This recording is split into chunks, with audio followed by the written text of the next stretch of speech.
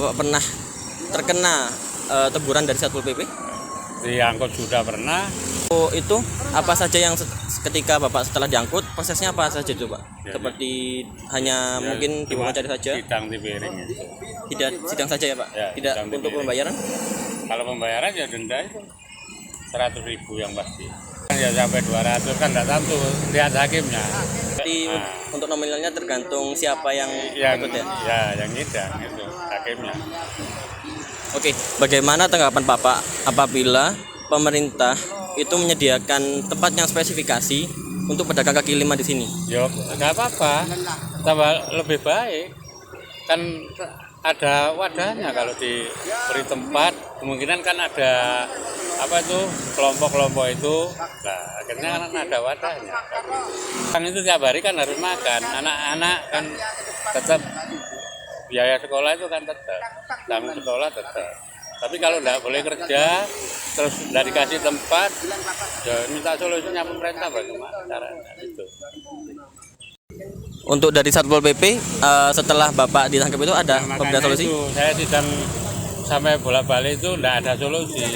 Jadi yang dibolehkan itu di mana? Saya tanya gitu, tapi tidak bisa jawab Satpol PP-nya.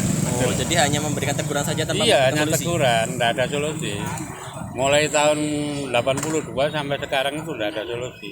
Kalau dulu ada solusi sebentar, tapi cuman dari dibina dari BRI itu dikasih tenda-tenda itu, akhirnya ganti wali kota, sudah ganti lagi aturannya, sudah tidak boleh trotoar kan gitu. Seiring berjalannya waktu terus berganti ya Pak? Iya, terus berganti ya. Baik Pak, terima kasih atas waktunya ya Pak. Ya, Mohon maaf apabila merepotkan.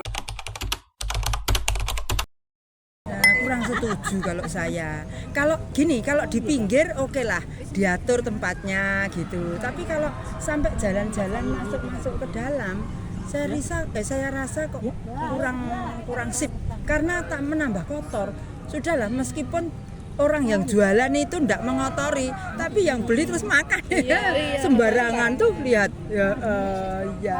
Memang sebaiknya dibuat suatu sentral makanan. Itu pendapat saya.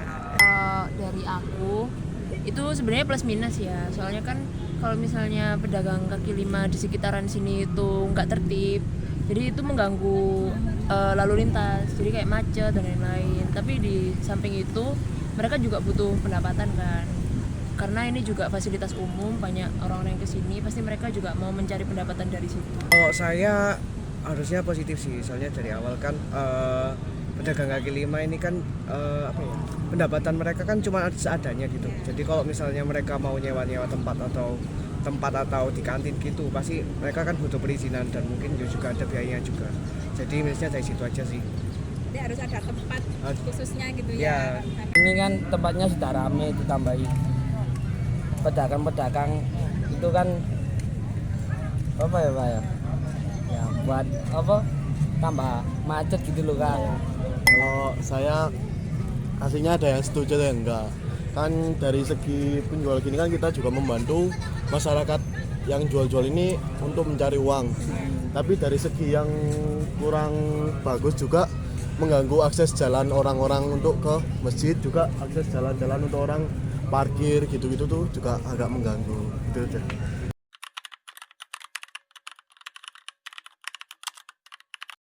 Ada 3 tugas umum dari Satpol PP. Yang pertama adalah penegakan perda dan perkada. Perkada ini peraturan kepala daerah. Karena kita bentuknya kota berarti peraturan wali kota. Yang kedua adalah menyelenggarakan ketentraman umum dan ketertiban masyarakat. Yang ketiga, perlindungan masyarakat. Nah, ketentraman, ketertiban umum dan perlindungan masyarakat itu merupakan urusan pelayanan dasar. Jadi harus dipenuhi selain banyaknya urusan-urusan yang lain. Nah, tentang PKL ini itu ada di Perda nomor 2 tahun 2012 tentang ketertiban umum dan lingkungan di pasal 21. Di situ ada di pasal 21 itu disebutkan bahwa setiap PKL dilarang melakukan kegiatan usahanya di jalan, trotoar, jalur hijau dan atau fasilitas umum kecuali pada tempat-tempat yang ditetapkan oleh wali kota.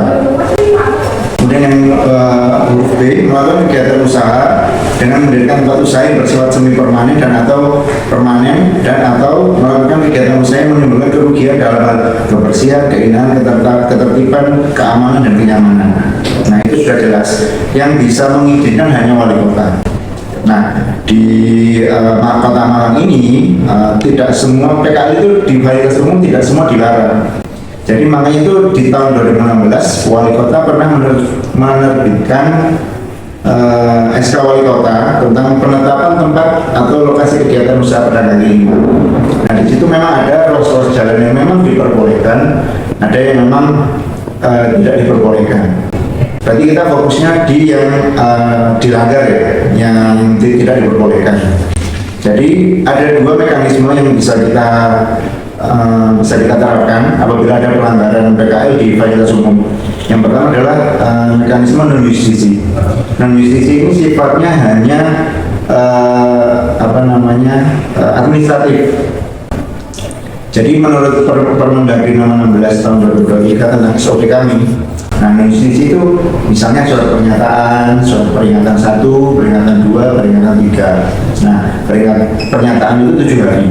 Peringatan 1 3 hari, peringatan 2 2 hari, peringatan 3 1 hari. Nah, jadi setelah melalui proses ini, baru kita bisa ambil tindakan yang lebih tegas lah, kita bisa tertibkan. Nah, itu metode yang pertama. Metode yang kedua bisa langsung namanya justisi. Nah, justisi ini kita terapkan itu sidangnya 1 bulan sekali. Jadi melibatkan APH, aparat hukum yang lain. Ada kejaksaan, ada pengadilan. Seperti saya bilang, langsung tertibkan tergantung perintah pimpinan dan bobot permasalahan yang ada di lapangan. Ada lagi yang kalaupun memang dirasa perlu, kita biasanya negosiasi dulu. Jadi kita tidak langsung menertibkan, langsung kita bongkar, enggak. Biasanya melalui mekanisme negosiasi, mediasi, sosialisasi dulu ke lapangan, ke PKL yang akan kita tertibkan, Bapak melanggar ini, kemudian apabila memang beliaunya kooperatif, biasanya kita lakukan tindakan non justisi dulu. Yang melanggar pasal 21 tadi tentang PKL, nah itu ancaman hukumannya kurang lebih paling lama 3 bulan dan denda paling banyak 10 juta. Namun biasanya hakim memutuskan tidak sampai 1 juta, biasanya di angka 100.000 sampai 500.000. Mungkin sudah dijelaskan tentang beberapa titik tempat untuk diperbolehkan sebagai PKL. Bisa menjelaskan beberapa tempat tersebut. Jadi menurut SK nomor 236 ini memang ada beberapa tempat yang diperbolehkan. Contohnya yang di Suhat yang di Taman Beda itu memang diperbolehkan. Terus di Jalan Wiromargo itu memang diperbolehkan. Tapi ada keterangannya biasanya sisi sebelah kiri aja atau sebelah kanan aja dan panjangnya berapa, biasanya seperti itu. Mungkin ini saya sampaikan hasil wawancara kemarin kepada salah satu PKL ya. Itu salah satu dari mereka itu menjelaskan bahwa kalau sesuai dengan penjelasan jalan itu ya dimana akan diadakan sosialisasi terlebih dahulu seperti peringatan 1, peringatan 2 ya. Tapi salah satu kendala dari salah satu PKL itu mengatakan bahwa ketika dia berjalan pertama kali dia langsung tiba-tiba bisa langsung diangkut dan biasanya ada sosialisasi tapi tergantung pada petugas atau tersebut. Jadi apakah itu tergantung di Nah, jalan sudah nggak ada ampun. Sudah nggak mungkin 1 kali di situ, pasti sudah pernah kena, pasti nggak mungkin. Orangnya ya itu aja. Tapi kita harus seberapa keras sih, mereka kan bukan kriminal. Iya kan? Ya kalau ada petugas mereka lari, kalau enggak ya kita mau diberitahu nggak bisa, halus nggak bisa, kasar juga nggak bisa, keras juga nggak bisa, pasti balik lagi karena urusan perut itu sendiri. Tapi memang di sana nggak boleh Pak? Nggak boleh. Nah cuman kendalanya kita hanya diberi lewat aturan undang-undang dan perda ya, kita hanya kewenangan itu di penertiban. Nah, kewenangan untuk menempatkan, untuk merelokasi bukan di kita. Nah, itu yang selama ini menjadi kendala kita sebenarnya. Kalau kita diberi kewenangan di menempatkan kan enak, kita menertibkan sekaligus memberi solusi. Nah, memberi solusi itu ada di Diskopindah. Diskopindah itu Dinas Koperasi Perdagangan dan Perindustrian. Selama ini ya kendalanya di situ. Coba kita diberi kewenangan juga menempatkan, misalnya langsung kita menghubungi pasar atau gimana, langsung kita masukkan di situ kan enak. Nah, kendalanya di situ. Kendalanya kita tidak diberi kewenangan untuk merelokasi atau memberikan tempat, memberikan solusi. Itu yang ada di dinas lain lah. Ini kan perlu menyurati lagi, Monas, terlalu panjang. Nah, itu yang apa namanya menjadi kendala di lapangan memang. Tapi alun-alun ini mau direlokasi kan, mau direlokasi mungkin nanti ditutup ya enak. Ya itu tadi guys, sebatas kewenangan kami menertibkan ya hanya sampai di situ. Bisa Bapak jelaskan pendapat terhadap Bapak kepada PKL dan mungkin pesannya Bapak kepada PKL yang sudah melanggar tersebut bisa disampaikan. Sebenarnya kita tidak melarang usaha Bapak, usaha Ibu semuanya, tapi tempatnya yang kami amankan dilarang. Karena ini kita harus menjaga ketertiban lingkungan, menjaga kenyamanan masyarakat juga. Nah, oleh karena itu kemarin waktu ada rapat relokasi alun-alun kan mau direvitalisasi, mau diperbagus lah. Nanti, nah kami sarankan untuk ada tempat PKL khusus. Jadi PKL memang ditempatkan ada di salah satu denahnya itu ada tempat untuk PKL. Jadi tidak lagi kita kucing-kucingan dalam tanda kutip. PKL kita beri solusi di situ, biar karena memang di situ terbatas ya makan minumnya ya, jajanannya itu adanya di dalam atur pos itu yang di situ. Makanya waktu itu kami usul ke Pak Wali Kota melalui Kasatpol kami untuk ada penempatan PKL di situ.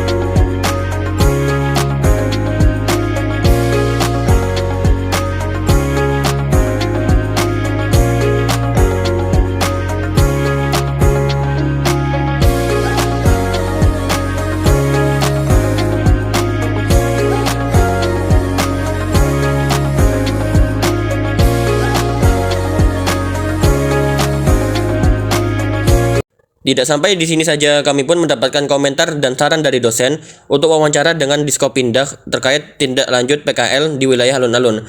Kami pun mulai mengurus surat perizinan untuk ke Diskopindah, dan pada saat kami sudah sampai di kantor Diskopindah terdapat pernyataan bahwa Iya, sebenarnya PT kalau pasar itu yang di wilayah pasar. Kalau yang satu alun-alun itu memang alun Satpol PP. ya, cuman kita disuruh memberikan mencari informasi lebih lanjut lagi dari tindakan Kalau Diskopindah. kita PKL ini biasanya di pasar-pasar, sekitar pasar, kok yang di wilayah pasar itu ikut kita. Saya namanya gitu. Kalau PKL lalu memang punyaan Satpol PP, kalau di pasar, lingkungan pasar punya kita. Oh, berarti gitu. Untuk PKL khusus PP, kalau Diskopindah itu khusus dengan daerah Pasar-pasar, iya. Oh, iya. Ada pasar besar, pasar seluruh pasar-pasar kan ada PKL-nya itu. Iya. Kalau ini lebih baik ke Satpol PP. Soalnya kepada ini kan Satpol PP, bukan ke sini. Iya. Kalau alun-alun memang lebih layanan Satpol PP, bukan kita. Kalau pasar-pasar kita, kecuali ini PKL yang di pasar-pasar kita bisa. Kalau ini alun-alun sudah menunjukkan Satpol PP. Soalnya kemarin hasil dari survei kami dari Satpol PP Bu, Terus? untuk beberapa penjelasan dari Satpol PP, mungkin ada ketertarikan dengan Diskopinda juga, kerjasama dengan Diskopinda. Jadi maka dari itu dari dosen juga maka coba cari info lebih detail lagi, lebih di atas lagi gitu. Iya lah, tapi iki wis disebut loh, alun-alun itu tidak alun. Iya. Jadi jangan disebutkan PKL alun-alun, mungkin ya PKL. Oh mungkin disebutkan PKL di saja. Malang, PKL di Malang. gitu aja. Nah ini kan menunjukkan khusus daerah alun-alun. Oh, iya. Iya, kalau Berarti- pas kita, PKL kita di pasar-pasar. Baik, akan kami koreksi terlebih dahulu Bu. Nggih, monggo. Terima kasih, Bu. Kesimpulan dari informasi yang sudah kami dapatkan yaitu Diskopindah tidak mengurus kegiatan penertiban PKL di wilayah alun-alun, akan tetapi mereka menertibkan di wilayah pasar-pasar saja. Maka dari itu, kelompok kami pun tidak jadi mengambil wawancara ke sana karena tidak sesuai dengan tema kita tentang pedagang kaki lima di wilayah alun-alun Kota Malang.